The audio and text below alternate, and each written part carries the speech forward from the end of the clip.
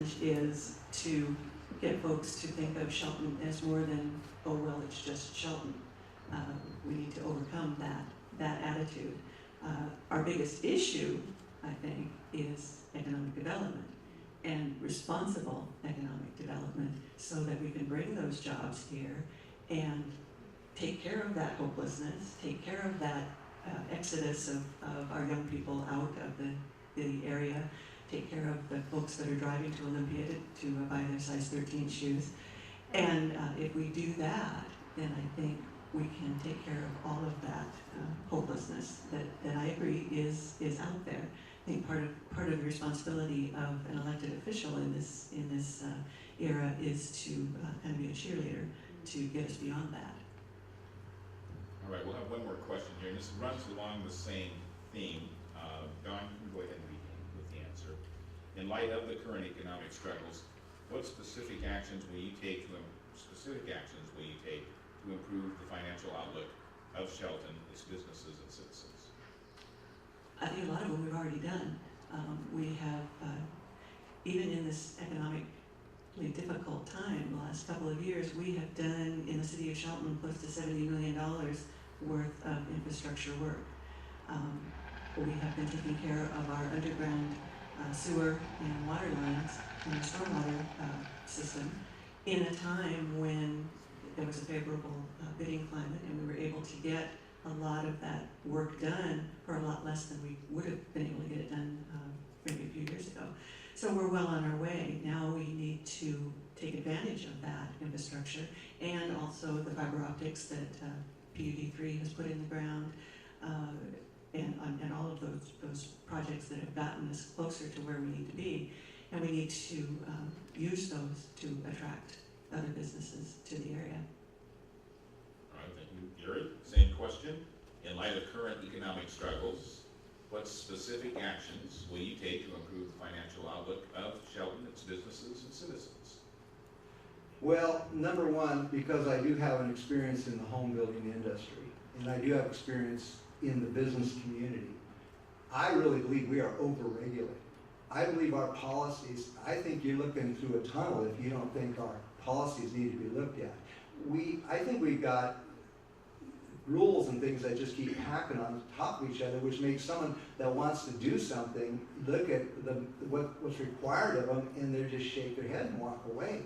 I know in my life that I continuously went to the government counter trying to get something done, and the amount of regulation, even 5 years ago, was just immense. And why we would have policies and regulations that are on top of what some of the other local jurisdictions have is beyond my wildest imagination. So I would have to address staff, look at staff and the heads of those departments and say, okay guys, here's the deal.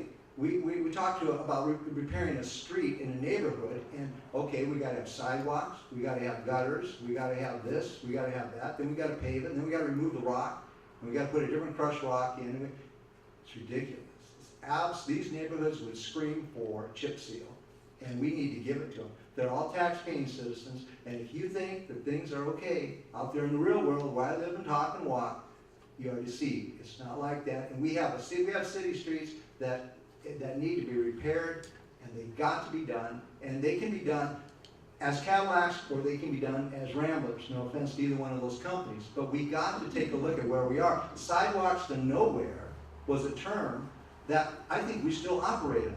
You want to put in a little house on a city street where it's 60 feet wide, and you got to put a sidewalk in front of it and don't connect anything? Who came up with that idea? So I think we need to go to our neighborhoods and we need to start repairing their streets. And Tracy Moore, also the same question. In light of current economic struggles, what specific actions will you take to improve the financial outlook of Shelton's businesses and citizens? I think that we need to be as creative as possible. I think we need to go to our citizens and find out what ideas are out there. Because people have great ideas, and if they're afraid to bring them to us and they're afraid we won't listen or take them seriously, we're missing out on great things. I do not think for a second that we need to settle for Ramblers. I think that So I don't want, I think that Gary and I have had this discussion over the years many times. I believe that we need to insist on the highest quality.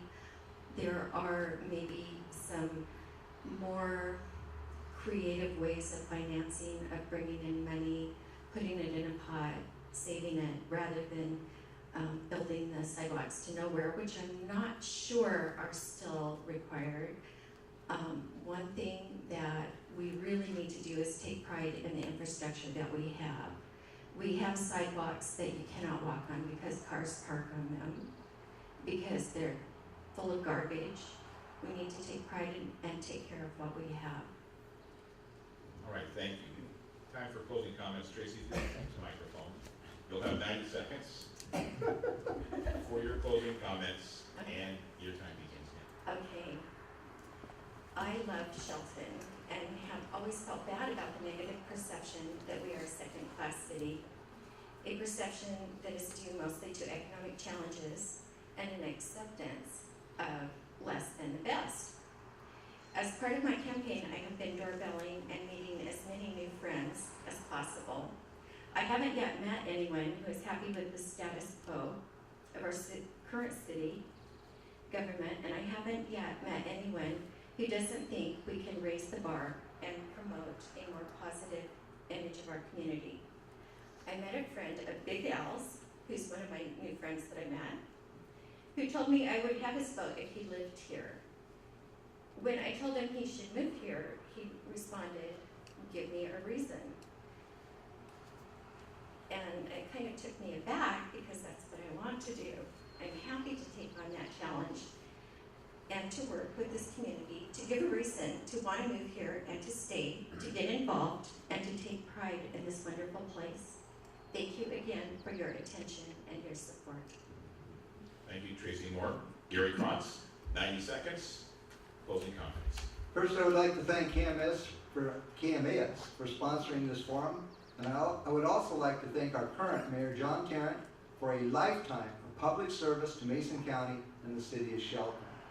As a local businessman, I have seen how our government can work for us, but many times it can also work against us. It's time for a change on our city commission, and I would be honored to be Shelton's next mayor. There's nothing wrong with having a variety of opinions on our city's commission. In fact, it's healthy. If elected mayor, I would be proactive on safer neighborhoods.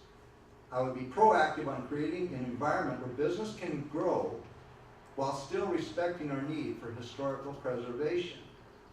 And I would be proactive on achieving a consistent, systematic process to pave our broken streets. I would be proactive on a consistent, systematic process to pave our broken streets.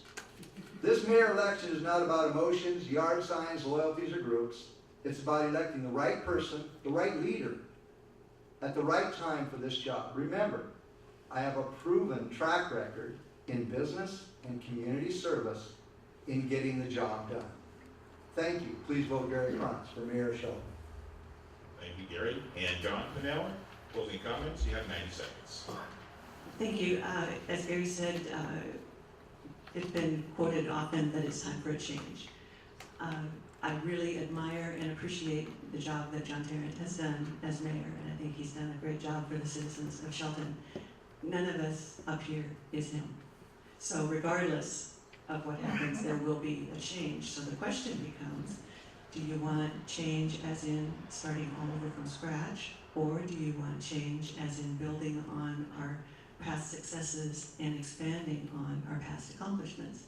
I believe that I am the best person to lead us forward from where we are now based on the experiences that I've had in the past and my ability to work well with the staff and the other commission. I think I've proven that, and I would ask that you would support me in continuing with that. Thank you again for being here and for your wonderful attention, and I would ask that you would consider voting for Don Pannell for Mayor of Shelton. Thank you. Thank you. Let's thank all of our candidates for mayor attendance.